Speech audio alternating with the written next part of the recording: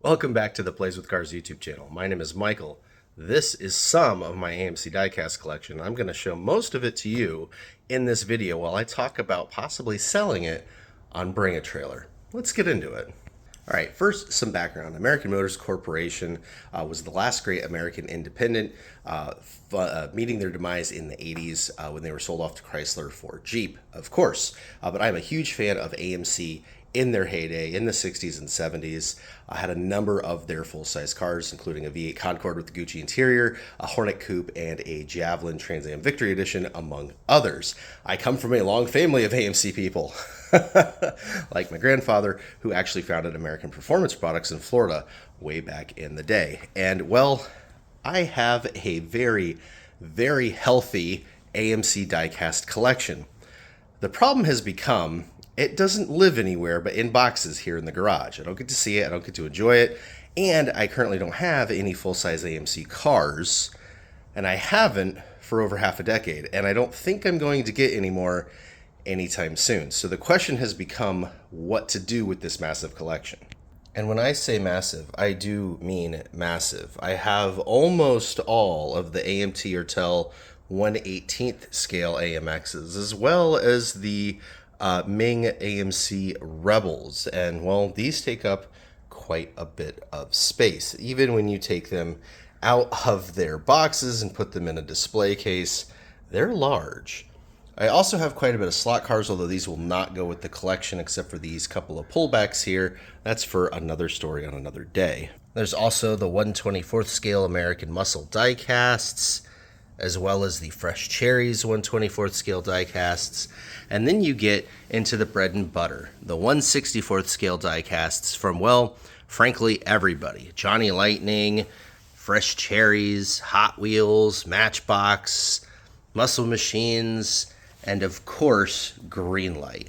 And all of these are going to have to do something with. There's well over 100 cars. And then there's the loose stuff, like this right here. These are a bunch of Johnny Lightnings, vintage Hot Wheels, things of that nature.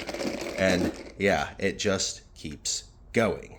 And obviously, being a collector, there are some incredibly rare pieces, such as these AMC Premium AMXs that were only made for a very, very short amount of time and bring quite a bit of money on their own.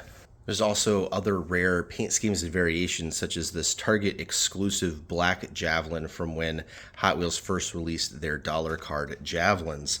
These were extremely hard to come by when they were new, nearly impossible now. And then there's the stuff you can't even buy, like this Snap-on set right here. These were free with a purchase of a socket set from your Snap-on dealer. I'll let you tool guys guess how much that costs. And yeah, this set right here, very cool, has an AAR CUDA, a Judge, a Torino Cobra, and a Rebel Machine, which was not made in that color in any other set. So if you are a completionist, this is required. Now, obviously, I love the cars and I love my collection, so why would I sell it? Well, there's a few reasons. One, as I mentioned earlier in the video, I no longer own an AMC. I haven't owned an AMC in over half a decade. In fact, closer getting on to a full decade at this point. And with the way prices have gone, as well as, you know, prices of everything else in life, I just can't really afford any of the AMCs that I want. A true two-seat AMX, a Javelin, something like that. They're just so far out of my price range at this point that unless I buy a complete junker and spend the next decade fixing it up, I'm just not going to have the opportunity. So why am I sitting on this collection of cars that represent something that I can't really do anymore? The other part of it is I don't really have anywhere to display it. You guys that have watched my videos before know that I have a little display here in the garage, and that's about it. Back when I worked in an office, I would have a bunch of diecasts on display in my office, and then as well as a home office, I'd have them on display in there, and I just don't have that kind of space anymore inside the house. Not to mention, when you have a big family, everybody else needs their space as well, and so there's just a lot more decorations up on the wall that aren't necessarily mine, but are everybody's, which is totally okay. But it does mean that I need to pick and choose what I'm displaying, and well, room for a massive collection isn't in the cards.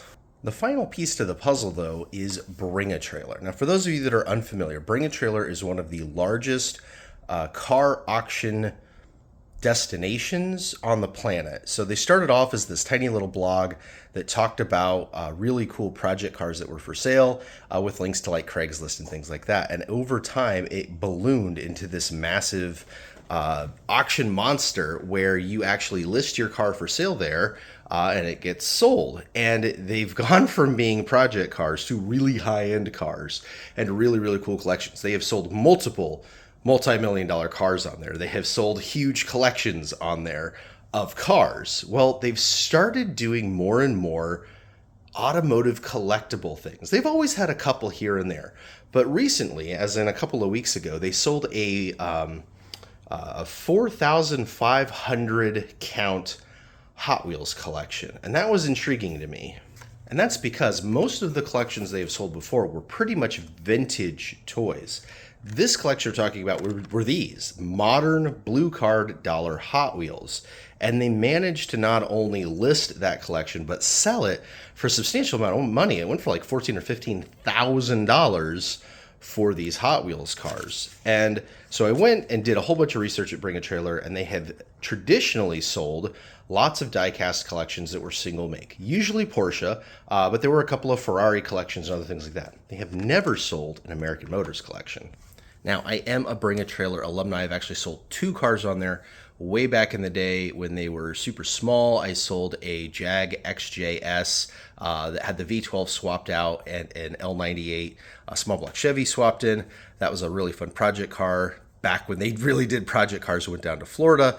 And then more recently, I sold my C5 Z06 Corvette on BringATrailer. So I actually have a good history with them. So I think getting them to accept the collection would be relatively easy, especially being that it's all AMC, it's very complete, it includes vintage and modern, and it's coming from a seller that they already know.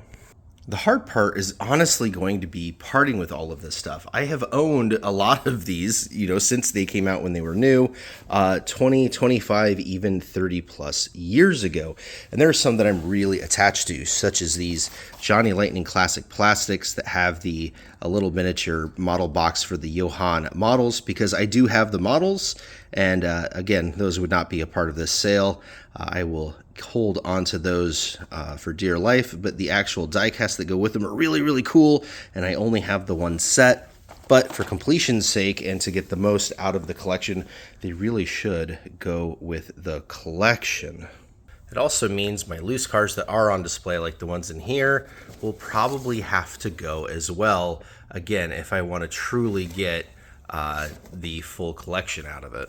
But other than the slot cars and the models, there are a few diecasts that I will not include and will not sell, and those are my Trans Am race cars, the SCCA Trans Am race cars. I collect all of them, not just the AMCs, so I'm obviously going to keep all of my Javelins to go with that collection. Now, if I have spares, if I have, duplicates, I'll put the duplicates in with this collection, but I am absolutely not selling off my Trans Ams. But I do think it is time for all of these street cars to go. So my question to you, after seeing this collection, hearing my story, what do you think? Is this something I should do? Should I sell this collection and maybe put together enough money to get myself an AMC again? Or do I hold on to this because it's just so important? Let me know your thoughts down in the comments below. I'd really love to hear from some people, because I am personally wrestling with this as a pretty big decision. Again, some of these literally have been around for 30 years. And yeah, they're all obviously dream cars of mine. So yeah, let me know down in the comments below. I'd love to talk to you about it. In the meantime, I got to keep digging around the house, because I think I still have more that aren't here. I got to figure out where in all of these boxes they are, so I can at least inventory my whole collection. All right, that'll do it for this video. Thank you so much for watching.